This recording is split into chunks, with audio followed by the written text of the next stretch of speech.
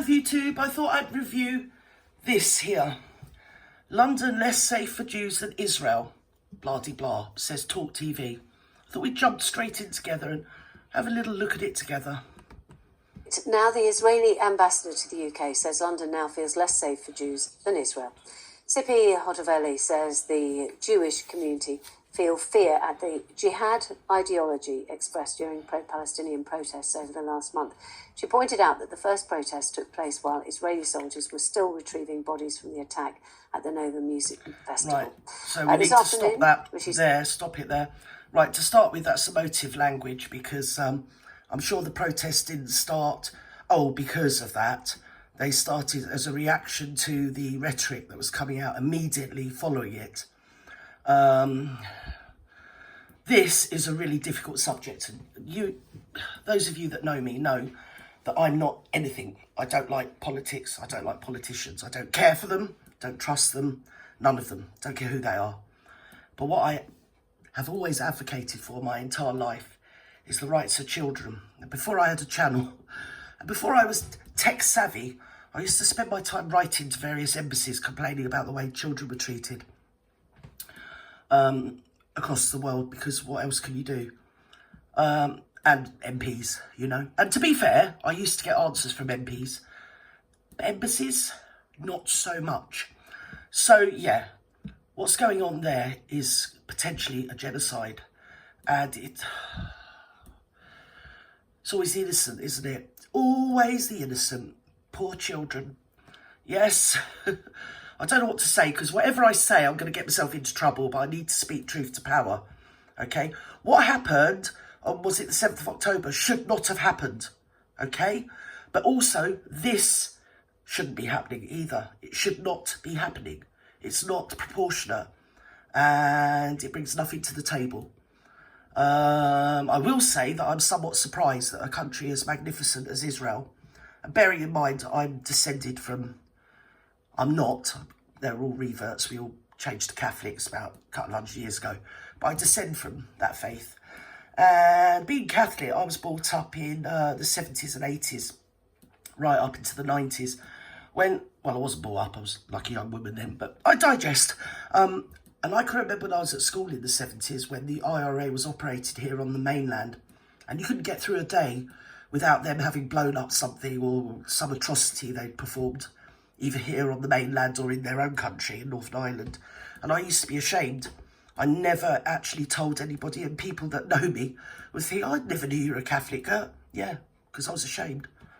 And I actually knew nuns that felt similar, so they don't do it in my name, and I'm sure Hamas doesn't do it in the name of most of Gazans. And also Israel, this is a point to be taken, because there's some people of the Jewish faith that are actually marching with the Palestinian people.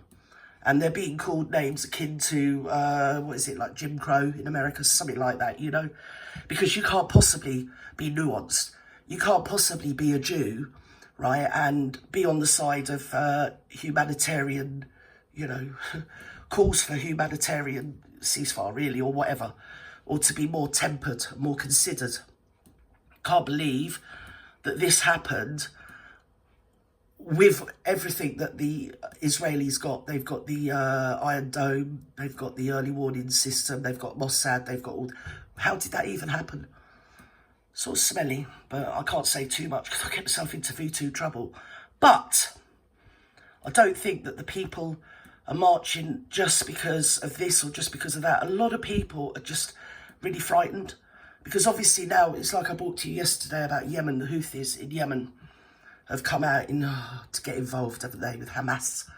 And then you've got Hezbollah that have also thought, oh, hello, come on up. I'll get myself involved, I will. We're all psychos, let's all psycho out together. It's not going to end well. Not for the Middle East, and possibly not for the rest of the world. So, at the risk of losing my channel or losing subs, we need to speak out. We need to say this is an outrage and it needs to stop. The hostages need to be set free, obviously, but also Israel needs to stop bombing Gaza into the bleeding next century. I mean, to start with, Hamas infringed Israeli territory. At what point is it appropriate for Israel to infringe on Gaza territory. Oh, it's proportionate. No, it's not. Go on, talk TV, get in there, you've got big bleeding wooden spoons, start stirring, go on. Sunak called the pro-Palestine demonstrations planned for Remembrance Weekend provocative and disrespectful, saying that he... It's not disrespectful because it's happening after the Remembrance.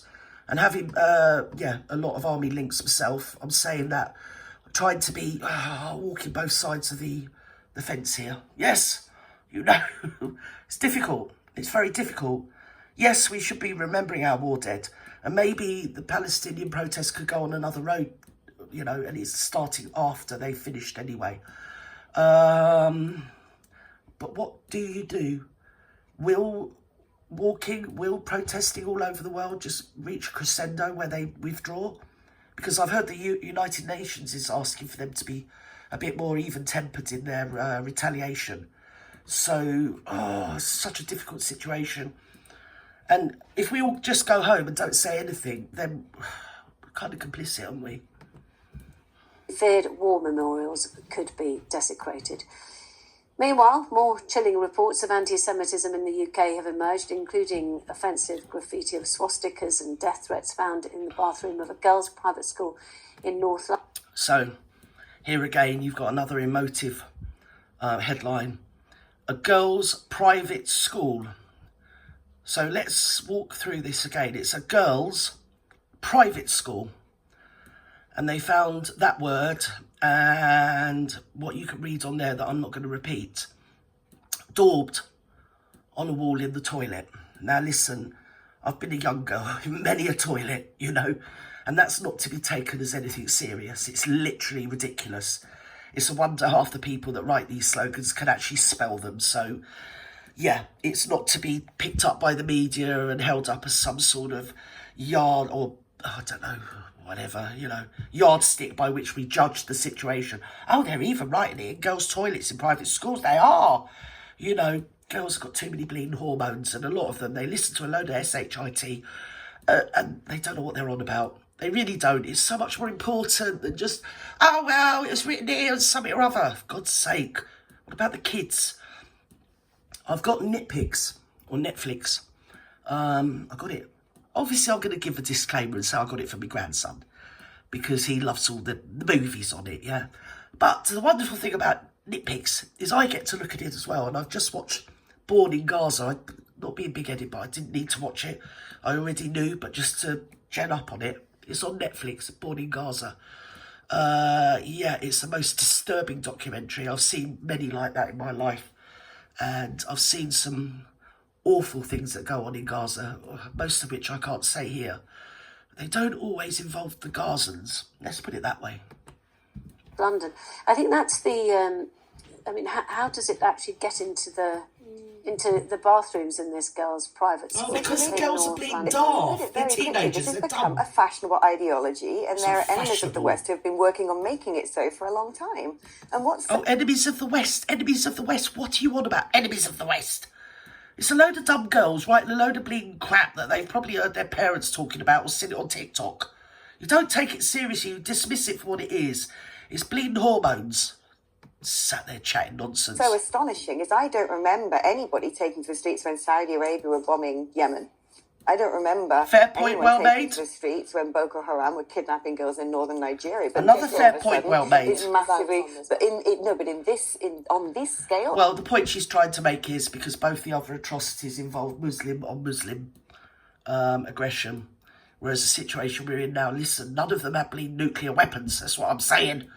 For God's sake, yes, we did care about Boko Haram. We did care about Yemen.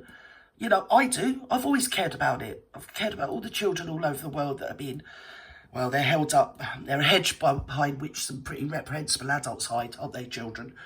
So, just like they hide under the bleeding hospitals. I mean, you couldn't make this shit up, could you? Just need to stop. Everybody just needs to stop. But, you know, it's empty words. Oh, it's become a fashionable ideology. I think it has to an extent, but I think It's that there not are more fashionable. concerning things. If, for example, you do go around North London, you will see, as one of my colleagues posted, said this picture from today, walking to work, Jewish Stars of David put on walls indicating Jewish people are here. And I think that if you are Jewish... Listen, it's just a reaction, and there's some dumb people out there. You know, sometimes I wonder who pays them to go writing stuff like that and to behave like that. Because do they do it for free? Because if they do, they're even dumber than I thought they were. If you are in the UK, it is increasingly concerning as to what's going on. Because I think a lot of the calls for whether it's a ceasefire and all this sort of business is kind of wrapped up with this underbelly of anti-Semitism which has existed, which is the reason that Jeremy... No, anti-Semitism doesn't exist. The problem in Israel is Zionism. That's why you get people of the Jewish faith that are marching with the Palestinians. You know? Just... Zionism is another handy little hedge that some pretty reprehensible people hide behind. If you look back at the Jewish faith, it's something that they've done for a very long time, which a certain guy in Germany got all muddled up with and did the same and blamed one faith. And that's not to say that all people of that faith are bleeding paragons of virtue, because I'm sure they're not. Just like not all Catholics are. I mean, God knows we know all Catholics aren't, don't we? Yeah? But the main tenet of their religion, I'm sure the average person just wants to get by. They just want to feed their kids and, you know, live in a warm house and live in peace. They don't need all this drama, which is making rich people, already rich people, hell of a lot sight richer, aren't they? Yes, they are, yes. Come on. Corbyn is no longer leader of the Labour Party, which is the leader, but he's never believed was. the reason that he's no longer part of it, that there is a significant part of the political, I suppose, Yes. I don't know, groupings, if you like, Extremities. that have for many years wanted to have a go at Israel, at Jewish people, and have not been able to, or not had the reason. I can't see people actually wanting to have a go at Israel or a go at Jewish people. That's just, who does that? You know, I just get up every day and I want to do... No, that doesn't happen. It's just periodically through my life, shit's kicked off over there. And it does sort of garner a reaction. And the more dangerous tactics and weaponry they have, the more it seems to garner, you know, worldwide attention. And, yeah, well, dismay, really. And incredulity, really, doesn't it? Because they're like sort of sleepwalking into an Armageddon, aren't they, really? It's And about, they've now and found it's a way also to do about the underdog. It's about a sort of a natural human inclination, isn't it, to actually support the underdog. And I think for quite some time there has been this feeling that the Palestinians are the underdog. I mean, look how many of them are refugees in other countries. For example, Lebanon has so many Palestinian refugees, and that there is this feeling that they have been persecuted. Back to the... Well, let's have it right. They have been persecuted. Because there's so much stuff that's out there in the public domain that I can't possibly repeat here on YouTube. I can't. But it's out there if you want to look at it. And persecution with a capital bleeding P is what they've done. Let's have it right. And I'm not political. The only thing I've ever cared about is the way that the children suffer. And they suffer so much. It's so intense, the suffering. And that's not to diminish the suffering of the, you know, people of the Jewish faith and their children. That's terrible as well. And I've studied the Shoah all my life as well, so I know about Jewish suffering, I can tell you. Jesus Christ. It's like, I can't believe that this is happening, and people whose ancestors suffered so greatly can behave so disproportionately, I think is the most diplomatic way of putting it, Gertie. I want to say racism to Jewish people rather than anti-Semitism, because, as I've said before, anti-Semitism is Hebrew, Arabic, Aramaic speakers. Some of my closest friends are Hasidic Jews. They dress in Orthodox. They get abused on the streets. At the schools, this isn't a recent thing because of the conflict in Gaza and Israel. Their schools have to have security guards at all times. And it's horrendous. But this has been going... Of course it's horrendous, but you see, you've also got the Zionists that aphid like off of the Jewish faith. So the average Jewish person aren't like that at all. But they've got this really bad reputation.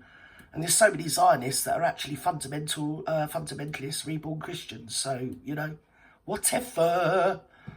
It's a crazy, mixed up, muddled up world.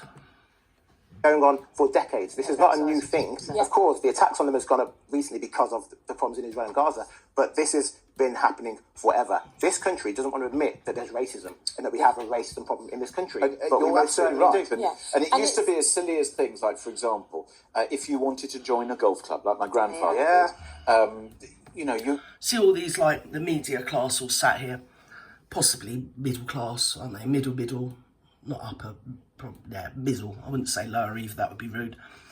But at the end of the day, there hasn't always been racism against the Jews. This is just BS. There hasn't been. It's usually the Jews get the backlash, but what's really the problem is Zionism. And you've got to remember, Benjamin Netanyahu is a severely far-right person, so he's definitely far wrong, but he's also far right, and that doesn't help the situation. He was also funding Hamas at some point, wasn't he? Which I'm not allowed to say too much about here on VooTube.